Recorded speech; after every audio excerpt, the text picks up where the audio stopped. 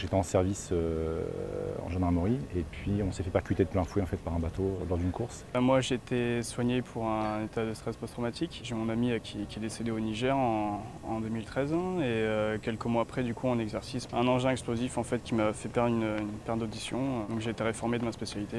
Dès le centre de rééducation, j'ai refait du sport, donc j'avais la partie basse immobilisée au niveau de la jambe. Donc j'ai refait un petit peu de musculation au début, un petit peu de vélo tout doucement.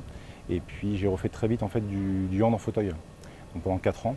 Et j'ai découvert en fait, le parcours les Invictus sur TF1 principalement. Et je me suis dit, objectif, participation, sélection aux Invictus. Le dépassement de soi, ça permet à évacuer, on va dire déjà le stress de base, se vider la tête et de penser à autre chose. Voilà, on rencontre d'autres personnes du coup qui ont vécu semblablement les mêmes soucis que nous. En voyant un petit peu tous les différents athlètes, les différentes parties de membres blessés ou amputés, mon premier mot qui m'est arrivé, ça m'a fait ressurgir, c'est la souffrance. La souffrance que j'ai vécue, la souffrance que ma famille aussi a vécue. Le deuxième mot, principalement, c'était courage. Le courage et la persévérance. Et là, on est dans la persévérance et puis je pense que c'est un enjeu important pour se reconstruire. Les Invictus Games, c'est, on va dire, pour la reconstruction, par le sport, c'est de la compète pure.